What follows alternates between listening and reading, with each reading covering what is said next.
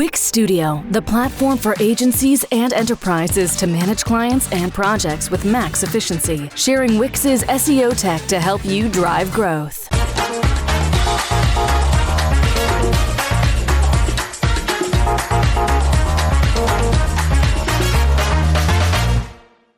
Fix errors, waste, and issues in a couple of clicks. Get alerted whenever you're off track. Sign up at trueclicks.com. I'm really sorry, but search intent as you know it is actually a load of bollocks. So to prove that, we need to start with a little bit of psychology. So I'm going to teach you a couple of basic theories, and then you'll be able to understand my talk a little bit better. So bear with me, this is about SEO. So, cognitive biases, because we're talking about confirmation bias, we need to know what cognitive biases are. So, cognitive biases are errors in thinking that we're often unaware of, which impact our ability to make judgments. And why do they happen? Because as people, we're not very good at making, quick, rational decisions. As you can see in the picture, that's a difference between, quick decisions, rational thinking. But in everyday thinking, just to speed things up, we use something that's called heuristics, and they're kind of like a mental shortcut just to help us do things quickly. Something else that we do to kind of help our brain process a little bit faster is categorization. So people categorize things into different categories, and that can be kind of objects, experiences, things. But we also do that to people as well, and we put them into kind of different groups and different classes. And this is kind of what it looks like in theory. So there's a theory in psychology called social learning theory, and it states that basically people have their personal identities. So I'm sure you're aware, like you have your own personalities, you have your own identities, but you also have a social identity. And that social identity kind of, shows how you behave with your friends, what you and your group of friends like, that sort of thing. And to make sense of all of these different groups, you categorize different people into different groups. So you have your in-group, which is basically the people who think like you, who are very similar to you, have kind of the same morals, beliefs. And then you have the out-group, so they're people who are different to you, people that you don't know, people that you might be nervous of because people don't like things that they don't know. And this kind of turns into, preference for in-groups and dislike for out-groups. And this is where things like comparison and stereotyping come from. Bear with me, because it is to do with SEO. So I'm going to show you how search works, but not from a perspective as we all know as SEOs. This is kind of more of the psychology of how search works. So everything starts with the search engine, which you already know. People will go onto the search engine, they'll add in their keywords, and they will select the information that they want to look at by looking at the SERP results. People will then explore websites. They'll decide to evaluate the information if they think it's good, or go onto different websites, and then they'll decide, do they want to share the information? Do they want to buy something? And so on. It's important as well for this talk to look into how content's distributed. So you've got, for example, SEO that kind of fits in the intersection between owned media, because you own your website, you own your blog, and also earned media. So that's, if people share your content, if people, give you reposts or reviews and stuff. And it also sits in as well a little bit with paid media, because you can promote your SEO content, you can do PPC, you can do social ads, and that kind of thing. But sometimes the content isn't exactly what you want the content to be. So there's misinformation, disinformation, malinformation. I don't have time to go into them in a lot of detail, but basically they're kind of false information that spreads, or information that's designed to create harm and stuff like that. And this is where the problem starts. So I'm going to go through a case study with you based on some psychology experiments that have taken place. And we're going to look at confirmation bias and how that works in the SERPs. So before we start, confirmation bias is the human tendency to search for, interpret, and remember information which confirms our existing beliefs. So you have your beliefs, you have the facts and evidence, but the evidence and the facts that you believe are based on what you believe. So people actually ignore kind of a lot of the facts and evidence because believing the evidence that they think actually makes them feel good.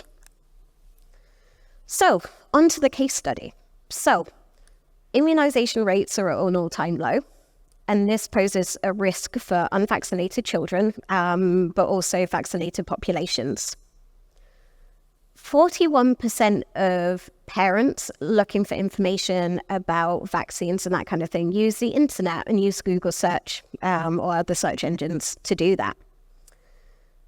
Scientists have found out that parents who don't vaccinate their children are more likely to have found information online.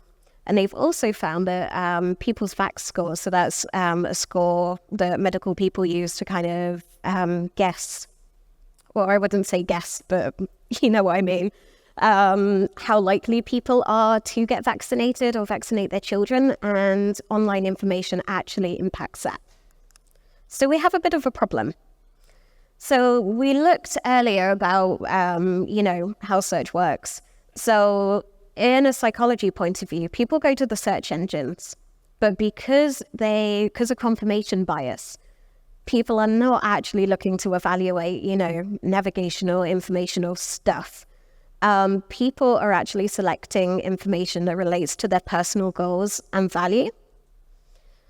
When they go and look at the websites and go through the SERPs and decide what they want to look at, searchers will often look for irrelevant sites which confirm their belief. So they're not going to go on to stuff that, isn't really relevant, even though it could be true. They then evaluate the information, and they're not very motivated to critically verify online, every information that they find online. This gets even worse when you put AI into the mix, but I'm not going to talk about that. And they also rely on subjective characteristics to decide if they're going to make a decision, if they're going to share it, So, some more statistics about confirmation bias and how it actually really impacts the SERPs. So users tend to share and like information without properly checking its credibility because, as we looked at the beginning, people use heuristics. They don't have time to make, rational decisions, so they try and do things as quickly as possible. So confirmation bias. Users often knowingly share misinformation because it gives them a sense of self-worth and, it confirms their existing views, so they feel better from it, and people don't like feeling uncomfortable. So if there's something that, goes against their views, they will feel uncomfortable and they don't want that. So users actually uncritically accept, online friends' recommendations as a form of self-justification, because when you're in a group of people and you all believe the same thing, you automatically, feel better about yourself. So it's a bit fucked up. Why do people do this, and why are people making these silly decisions? Basically, why are people doing this? So, as we've already explained, the first reason is confirmation bias, because people go to great lengths to avoid, disconfirming experiences and feeling uncomfortable. As we looked at, with the social identity theory, people's beliefs are linked to their identity, and people like identity signaling. So they will share all of these views because they want to show, I'm this, I'm that, I'm a cat person, I'm a dog person, but, more like I'm a vaxxer, anti-vaxxer, that sort of thing. And epistemology, I can never say that word, but basically because of lack of knowledge, people don't have the ability to actually go and, check out if the information's relevant or correct or stuff like that. One of the problems with the internet as well, so the internet isn't helping this problem. Information online isn't centrally controlled, so anybody can become an author. I can go and become a medical author and write about brain science, even though I've never, done a brain operation or something like that in my life. And information can be shared really quickly. So somebody can write an unqualified article about something they're not qualified to do and share it on a massive scale, and people will, share it. And that's how we get, conspiracy theories and all of that kind of stuff. So I wanted to show you how this actually works in the SERP. So there's been a number of experiments that people have done, giving people select keywords and seeing how this impacts the SERPs. So I redid this experiment and I was quite shocked when I did it. So what I did was I took a couple of keywords. So I took no link between coffee and hypertension. And you can see that basically in the featured snippets, it tells you caffeine doesn't have long-term effect on blood pressure. So therefore it's confirming what I believe because it's saying there's no link between coffee and hypertension. So I changed that to link between coffee and hypertension. And you can see caffeine may cause a short but dramatic increase in your blood pressure, even if you don't have high blood pressure. So if you're skimming that, if you're reading quickly, it confirms your existing belief. They're the same website, they're the same content, but Google has, dished you up something based on what you search for rather than challenging you. This one as well. So I went and had a look at COVID. It's one that's quite close to my heart because my daughter ended up in intensive care during the COVID outbreak, and she was fully healthy. It was a massive shock. And I was so sick of people coming up to me, but children don't get COVID, So I put in there, children not getting seriously ill with COVID. And you can see here, infants and young children rarely develop severe or enduring cases of COVID, confirming your bias. Next time, long-term effects of COVID. So it takes a look at, children usually have mild or no symptoms, which is true, but can develop severe or life-threatening symptoms, which is what I saw in my case. So again, giving you the information that you're looking at, but the people who believe that, there's no link between, or children don't get severely ill with COVID, they need to see this. This is the information they need to see, but Google's not doing that. So I did something a little bit more, obvious. So we looked at, is ADHD caused by sugar? So Google luckily has a warning on this and says sugar does not cause ADHD. So that's really good. And you can see, though, in the featured snippet that it says people who consumed more sugar were more likely to have ADHD symptoms than those who didn't. So if I'm reading this, if I think, ADHD and sugar have something to do with each other, then I'm going to believe that, sugar, ADHD, put two and two together. So we put in ADHD not caused by sugar. And on this, it said studies on the connection between sugar and ADHD have found little to no evidence that sugar influences ADHD symptoms. It's the same website. I was so confused because one says that people who consume more sugar were likely to have ADHD symptoms, and the other one was like, there's no evidence that sugar influences ADHD symptoms. So it's like, what the actual fuck is Google shiting on about? So yeah, we have a little bit of a problem when it comes to SERPs and search results and things like that, because it's really, really feeding into people's confirmation bias. And it's even worse for non-English results. So I checked this in Czech, which is where I live, and looked for, is ADHD linked to food? And it suddenly comes on here and there's like, are you energized? Are you depressed? Are you tired? Sugar is to blame for everything. So if I read that, I'd be like, yes, sugar is to blame for everything. Sugar causes my ADHD. The problem is in the Czech Republic, there's not so much awareness on ADHD and things like that. So this is where you really need the warning, because people are not able to, take a look and say, okay, maybe this is not true. So I took a look at, no link between sugar and ADHD, and it says that studies show that there is no link between sugar and ADHD. Same website, different information. So again, it's a bit messed up. So as we finish off, the most important thing, though, is what can we do about it? So we need to understand the limitations. So we need to understand that, Google really isn't our friend. The internet is funded by advertising revenue, and technology has been designed by psychologists to retain our attention. And unfortunately, money is what matters, and sensational content sales. I'm not having a good speaking day today. So that I found this quote, and I thought it was a really nice quote, that talks about, the structural features of the internet will always encourage the circulation of content, not on the basis of its truthfulness, but more on its capacity to generate more revenue. And that is so true, as we've already seen. So again, what can we do as SEOs to kind of stop the spread of misinformation and people's confirmation biases? Because unfortunately, Google's not going to really help us. So we can't rely on Google to do anything. So we have to, keep this in mind. Some people have done nudging. So that basically means that they, hint and might, suggest to people, okay, this is a relevant source. This is really good. Go there. A search engine in the Czech Republic, SERP, has started doing, little warnings on some of the SERP results, saying this could be misinformation, go to somewhere else, which I think is pretty good. A Norwegian newspaper actually brought in some tests. So if people wanted to comment on the news, they did a test to make sure that they'd read it, they'd fully understood the article before they were allowed to comment. So you didn't have, all of the keyboard warriors comment on the news articles going, about it without really, knowing what's going on. And then again, the EU's bringing in laws about misinformation. So technology providers are having to do something about it. And we'll see in the future kind of what impact that has. But again, things that we can do. We can improve media literacy. So we can think about the different sources of where information comes from. Is it relevant? Is it truthful?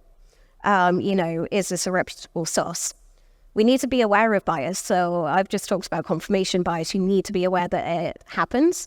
You need to understand that all people are biased. I'm biased. Everybody is. So you need to be aware of your own biases. You need to fact check the information. So when you're looking for, I've seen in my past life that when people are writing articles, they've just gone to the SERPs, seen what they've written about, and, try to write something similar but better to beat them in the SERPs. Again, fact check that. You need to understand search engine algorithms, but not from an SEO space like the helpful content update or ever. You need to understand, like what I showed you today, that search engines will give you wrong information. And there's, we can't solve that. That's not something we can do, but we can understand it. You need to think about how keywords are phrased, because sometimes when people write keywords, if they put, for example, renting versus buying a house, if they put things in the first position, it means that they're more leaning towards that. And you need to think critically about keywords. So beware of kind of the words that people use when they're in the misinformation space, and stuff like that. So again, think critically about the keywords, and, just because someone's searching for it doesn't mean you need to write content about it. You need to use qualified writers. So if you're writing medical stuff, you need to make sure that they are actually qualified to write what they're doing.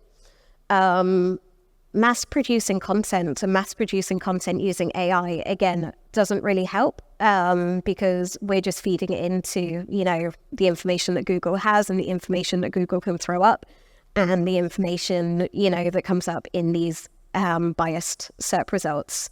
Again, just already talked about it. So evaluate the keywords that we choose. Understand that there's more to the algorithm than SEO, and understand its limitations, like I've just showed you. And most importantly, we really need to educate ourselves and our teams on things like confirmation bias, so we understand the psychology behind, SEO, the fact that people,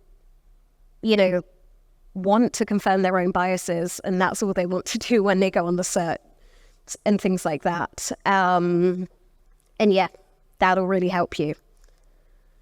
And finally, let's save the internet rather than ruining it, because Google's not going to help us. We're kind of the front line. We're the people that, create content. We're the people who optimize it so that it comes up on SERP. So we have a responsibility, if we want a better internet, to make sure that, we're creating it the right way and we're not feeding into kind of this misinformation circle and stuff. So thank you so much. If anybody wants to connect with me feel free. I don't really use Twitter, but feel free to reach out on LinkedIn. And I'm going to be sharing some blog posts and resources when I'm back from the conference on this, if you want to read about it in more detail, because 20 minutes, you have a lot to, you don't have much time to get into the, the meat of it. So thank you.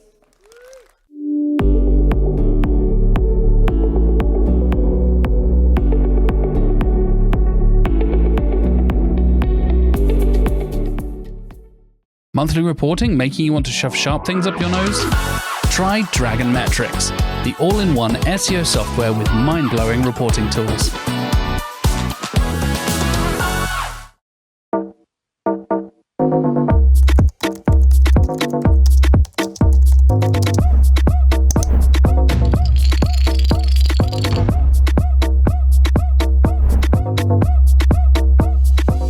Demand sphere. Limitless visual insights from the SERPs.